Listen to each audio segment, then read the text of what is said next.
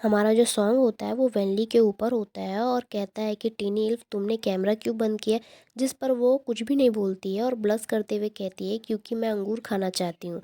और सॉन्ग कहता है मैं देख रहा हूँ कि तुम चूक गई हो। जिस पर वो ब्लश करते हुए उसे ही देख रही होती है और सॉन्ग उसके हाथ को पकड़ते हुए उसके थाई पर छूने लग जाता है और काफ़ी रोमांटिक वे में उसके चीन को उठाता है किस करने के लिए, जिससे वैनली को रियलाइज़ होता है कि कैमरा तो ऑन है। तो वो सॉन्ग से कहती है कि मैंने अभी तक कैमरा बंद नहीं किया है, शांत हो जाओ शांत हो जाओ। ये सारे चीज़ें वो बड़े ब्लश करते हुए कह रही होती है और कहती है कि तुम पहले बैठ जाओ। ये सब चीज़ें हम देख सकते हैं कि ये रिकॉर्ड हो रही होती है। और वो मेन कहता है बड़े जोश जोश में कहता है कि कल मेरे लिए एक ट्रेलर बनाने के लिए इस पार्ट को काट दो। टोंग यान ने जो आखिरी 2 वर्ड्स कहे हैं उन्हें म्यूट करना मत भूलना। वो तो बड़ा खुश होता है और दूसरी तरफ हमारा सॉन्ग थोड़ा परेशान हो जाता है।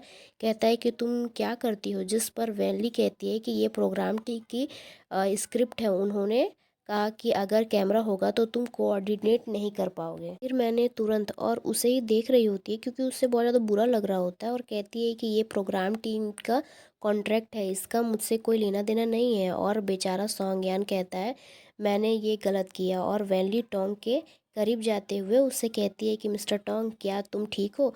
जिस पर टोंग उसके सर को हटाते हुए कहता है कि नहीं। वेनली कहती है इसलिए आप मुझे इस सब के लिए ब्लेम नहीं कर सकते हैं। और जो टोंग होता है वो फ्रूट्स को उठाते हुए कहता है कि मैं तुम्हें ब्लेम नहीं देता हूँ। वेनली कहती है कि तुम एंग्री हो क्या। जिस पर टोंग कहता है कि मैं एंग्री क्यों होऊंगा। मैंने सोचा कि तुम्हें अभी कॉल करने से पहले मरने का मन कर रहा हो। खैर अब कैमरा बंद है। और अंगड़ाई लेते हुए कहती है कि पहले मैं तुम्हें सीनियर कहने की के लिए सोच रही थी। जिस पर वो फ्रूट्स को उठा रहा होता है तो थोड़ा रुक जाता है और उसकी बात को ध्यान से सुन रहा होता है। वैनली कहती है लेकिन ज़रा सोचो, हम तो कई साल से ग्रेजुएटेड हो चुके हैं। इसे ऐसा कहना बहुत फेक लगता है, इसलिए ये ठीक है। जिस पर सॉन्ग उठता है और कहता है कि इसका एज से क्या संबंध है। वैनली कहती है, वो फिर उठता है और वैनली की तरफ देखता है। वो कहता है कि भले ही हम 70 या 80 साल के हो गए हैं, क्या तुम अब भी मुझसे जूनियर नहीं हो। पर हमें कमेंट्स वगैरह दिखाए जाते हैं जैसे कि आप देख सकते हैं। और फिर हमें दूसरे कमेंट्स भी दिखाए जाते हैं। टॉपिक होता है मेरी दुनिया में तुम हो सॉल्टी सीपी के पहले एपिसोड का ट्रेलर। और सभी ने जल्दी से बहुत सारा पैसा खर्च करके ध्वनि के बेहाल करने के लिए एक कंप्यूटर स्पेशलिस्ट को बुलाया। क्या हो तुम, क्या हो, ऐसा मतलब कमेंट्स वगैरह होते हैं। आखिरी तरीके ने मुझे सीधे ही भगा दिया। तीसरा टॉपिक होता है छोटे छोटे एल्फ आखिर तुमने कैमरा बंद क्यों किया। और भी कमेंट्स जैसा कि आप देख सकते हैं सब दिखाए जाते हैं, आप सब देख लीजिए। फिर हमें hot hot search table रीशॉट bang और हॉट दिखाया जाता है जिसमें पहला कमेंट होता है कि टोंग यान ने आखिर में क्या कहा। लिमिट एल्फ वेल ले मोसे सेकंड कमेंट है। थर्ड होता है कि मेरी दुनिया में आप हैं। और फोर्थ होता है super star marriage couple. 18 trick lens के पीछे की फैंटेसी वर्ल्ड की सीपी मिंग जेंग का स्वीट स्कैन। हमें दिखाया जाता है कि जेंग अपने हस्बैंड को कहती है बाद में कोऑपरेट करना याद रखना। और हमें अपने मोबाइल को वो बगल में फेंक देती है। जो मिंग होता है वो अपने सर को घुमाकर उस मोबाइल की तरफ देखता है और वहाँ से नेक्स्ट सीन दिखाया जाता है कि कार जा रही होती है जिस पर मिस्टर टोंग एंड वैनली बैठे होते हैं। और वो कहती है कि ठीक है मिस्टर टोंग, सारी चीज़ें जो है वो तुम्हारी बदौलत है। अपना मुट्ठी कसते हुए कहती है अगर तुम लुमिंग और जेंग जू को नहीं मारते हैं तो कम से कम तुम्हें उन्हें पैरों तले रौंदना होगा। टोंग उसे ही स्माइल करते हुए देख रहा होता है और वैनली बड़े खुशी से कहती है कि तुमने बेस्ट एक्टर अवार्ड जीता। मुझे तुम्हारे एक्टिंग स्किल्स पर पूरा विश्वास है, तुम डेफिनेटली लीड कर सकते हो।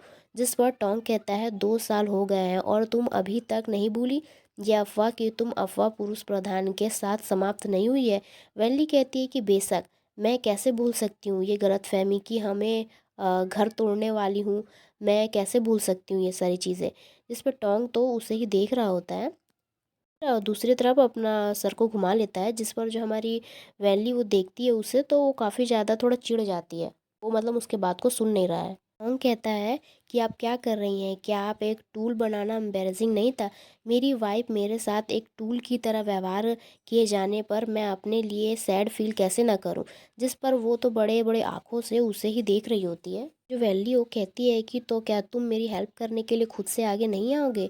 अगर तुम खुद से आगे नहीं आओगे तो तुमको ये जल्द ही कह देना चाहिए कि मुझे आज जाने की ज़रूरत नहीं है। सोचती है कि ज़ाहिर है वो यहाँ फ़िल्म करने के लिए आने आने को राज़ी हो गया। अगर तुम कह सकते हो कि तुम कर भी सकते हो तो अब तुम अपना एटीट्यूड दिखाओगे या फिर क्या वो मुझे क्रिटिसाइज़ नैरो माइंडेड और होने के लिए आलोचना करता है? और वो याद कर रही होती है लेकिन 2 साल पहले जिस पर पर्सन को मैदान में ऊपर नीचे जाने के लिए डाँटा गया था वो जल्दी नहीं था। आखिर वो क्या समझता है?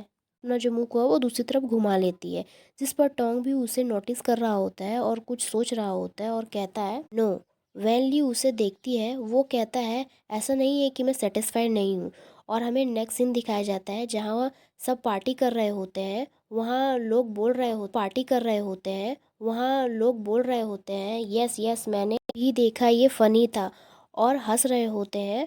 अब और बात मत करो इस रेस्टोरेंट के जो क्रेफ़िश का टेस्ट वाक़ई बहुत अच्छा है। वैनली देखती है उसे खाने के लिए अपना हाथ भी आगे बढ़ाती है। वैनली जो है उसके बगल वाली जो लेडी वो कहती है कि सिस्टर ये तुम कुछ खाना चाहोगी? बस एक टुकड़ा खाना ठीक है। जो वैनली होती है वो अपने मोटे-मोटे आँखों में चमक लेते हुए कहती है आपने कहा कहा कौन मना करने की हिम्मत करता है। बस एक टुकड़ा खाना ठीक है और उसे खाने जा रही होती है तभी उसके सामने वाली लेडी हँसती है, उसे इशारा से कह रही होती है कि नहीं खाना है।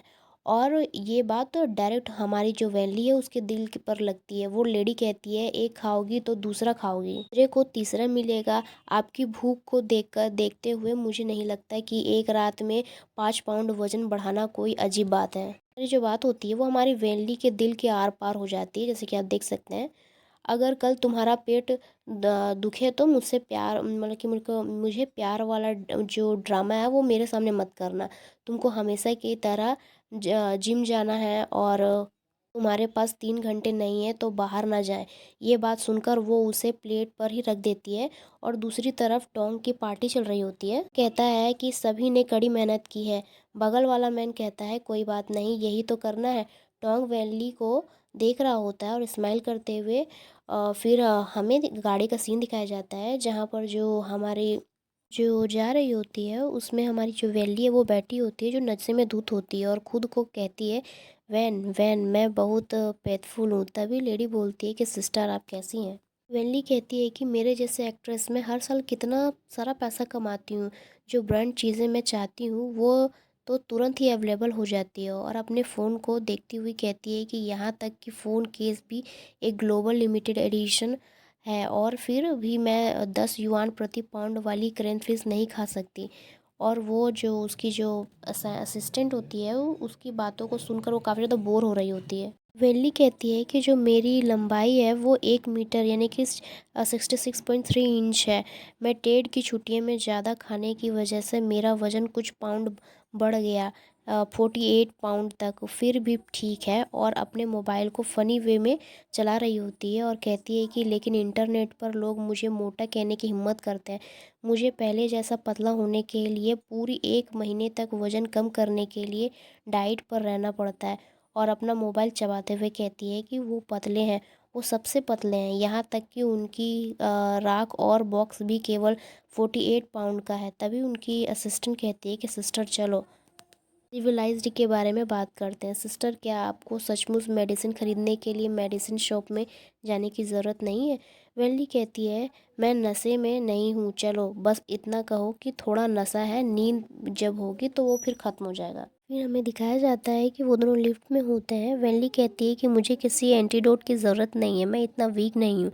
फिर लिफ्ट खुलता है जहाँ पर जेंग और मिंग होते हैं और जेंग वेनली को देखकर जो है वो मिंग का हाथ को पकड़ लेती है और अंदर जाने वाली होती है। तभी जो मिंग होता है वो जेंग का हाथ पकड़कर रोक लेता है, कहता है कि हमें अगले मोड़ पर इंतज़ार करना चाहिए। जेंग कहती है कि हमें अगले मोड़ का इंतज़ार क्यों करना पड़ता है, ये है उसकी खास लिफ्ट या कहें हस्बैंड क्या तुम शर्मीले हो? जिस पे हमारी वैली ओवर एक्टिंग के लिए हमेशा तैयार रहती है। तो वो अपने बड़े ग्लासेस को पहनकर अपने हाथों को क्रॉस करते हुए वहाँ खड़ी होती है। फिर लिफ्ट बंद होती है और वो सब लोग फिर मतलब कि बाहर आते हैं और सब अपने अपने डायरेक्शन में जा रहे होते हैं। और जैंग कहती है कि वैली प्लीज़ मुझे बताओ कि तुम दूसरों को इतना जो है वो डिसगस्टेड क्यों फील करवाती हो। जिस पर वैली काम होते हुए कहती है कि क्या तुम बहस करना चाहती हो। ठीक है, अपने ग्लासेस को पकड़ते हुए कहती है कि अच्छी बात है, अभी मैंने जो है वो क्रैफिश नहीं खाया है और इसलिए मुझे बहुत ज़्यादा ही गुस्सा आ रहा है। मुझे नफ़रत करने वाले लोग की मतलब कि ही नहीं है। तुम किस तरह की हो। हैंग होती है वो गुस्से में कहती है कि तुम तभी जो वैल कहती है कि क्या तुम भूल गई, इस शो में सबसे ज़्यादा वोट पाने वाली मैं हूँ। अगर तुम मेरे तरफ पॉपुलर नहीं हो तो अपना मुंह बंद रखना चाहिए। तुम और तुम्हारा हस्बैंड मेरे कारण इतने फेमस नहीं है, ठीक है, कि हॉट हो सकें। जिसे सुनकर जैंग को बहुत ज़्यादा गुस्सा आ रहा होता है और वो अपना दांत खींचते हुए कह रही होती है कि मिंग, जो मिंग होता है वो कहता है कि लेट्स गो, लेकिन जेंग कहती है कि ऐसा मत सोचो कि मैं तुम्हारे और टोंगयान के बीच कुछ नहीं देख सकती। इस दुनिया में जहाँ हमेशा तुम्हारे जैसे कई तरह के लोग होते हैं। मेरे साथ दिखावा करने की कोई ज़रूरत नहीं है। क्या तुम मेरे पति से शादी करने जा रही हो। टोंगयान को ग्रीन नोज पहनने से डर लगता था, इसलिए वो तुम्हारे साथ शो में शामिल हो गया। जिस पर वैली रिप्लाई करती है तुम्हारे पति, वो मुझे बस अनक्लियर टैक्सी सेंड करते रहा है। अगर मैं उस समय सीपी के साथ नहीं होती तो मैं उसे सीधे ब्लॉक कर सकती थी। मिंग का मुंह बंद की बंद हो जाता है और कहती है तुम्हारा जो कंफ्यूज्ड माइंड अभी भी महसूस करता है कि वो एक लाभदायक चारा है।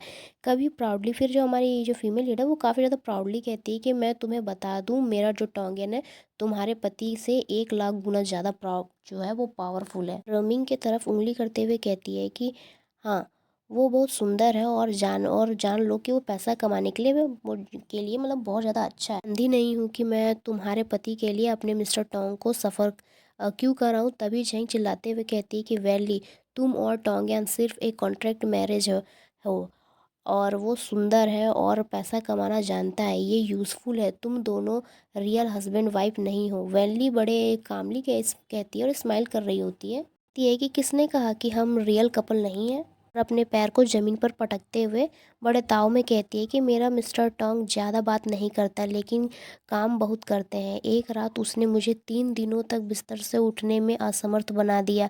लूमिंग, क्या वो ऐसा कर सकता है। ये क्या कह दिया हमारे जो वैलिस ने, क्या कह दिया, कुछ भी बोल रही है। तो फिर होना क्या था, जो जैंग है वो मिंग को दोनों वहाँ पे जो खड़े रहते हैं दोनों ब्लैंक हो जाते हैं कि ये क्या कह रही है।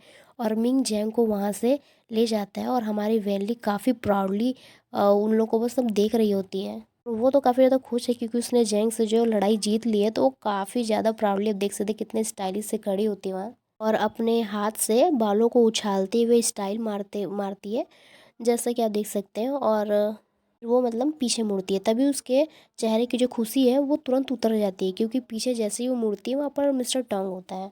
तो अगर आपको मेरी एक्सप्लेनेशन वीडियो बहुत ज़्यादा पसंद आ रही है तो प्लीज़ कमेंट्स कीजिएगा, लाइक कीजिएगा, सब्सक्राइब कीजिएगा। तो